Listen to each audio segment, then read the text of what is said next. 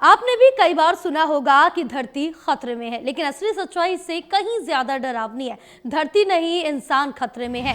धरती तो किसी तरह अपने घाव झेल लेगी, नए पेड़ उगा लेगी, नए मौसम बना लेगी, पर सवाल ये है कि क्या हम इंसान उतनी देर तक जिंदा रह पाएंगे। द लेसेंट की एक रिपोर्ट में ये कड़वा सच सामने आया। रिपोर्ट बता रही है कि जलवायु संकट अब पर्यावरण का नहीं बल्कि इंसानों के स्वास्थ्य के लिए सबसे बड़ा खतरा बन चुका है। हर 1 डिग्री तापमान की बढ़ोतरी अब लाखों जिंदगियां मिटा रही और हम अब भी वही कर रहे हैं जो इस संकट की जड़ है। कोयला जलाना, हवा जहरीली बनाना और चेतावनियों को नजरअंदाज कर देना। रिपोर्ट बताती है कि इंसानों का शरीर अब गर्मी से हारने लगा। 1990 के दशक की तुलना में हीट से होने वाली मौत में 30% की बढ़ोतरी हुई है। आज हर साल करीब 5.46 लाख लोग सिर्फ अत्यधिक गर्मी की वजह से अपनी जान गंवा रहे। 2024 में औसतन हर इंसान ने 16 दिन ऐसे झेले जो जलवायु परिवर्तन के बिना कभी नहीं आते।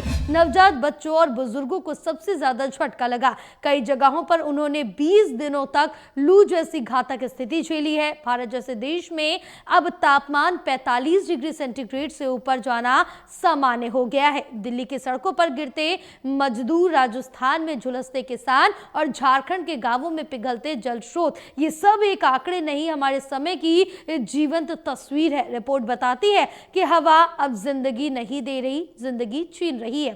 प्रदूषण के कारण हर साल 70 लाख से ज्यादा लोग समय से पहले मर रहे हैं। डॉक्टर्स कहते हैं कि अब फेफड़े नहीं, पूरा शरीर धुएं से भर रहा है। वर्ल्ड हेल्थ ऑर्गेनाइजेशन WHO के डॉक्टर का कहना है कि ये अब भविष्य का खतरा नहीं, आज का संकट है। हर बढ़ती गर्मी, हर धुआं, हर सूखी जमीन किसी न किसी इंसान की मौत का कारण बन रही है। रिपोर्ट में बताया गया कि 2023 में 12.4 करोड़ लोग भूख और कुपोषण का शिकार हुए। इसकी सिर्फ ये वजह थी कि सूखा बढ़ रहा है और लू के कारण खेती तबाह हो रही है। जहां पहले अनाज के खेत थे वहां अब दरारें हैं, जहां नदियां बहती थी वहां अब राख उड़ रही है।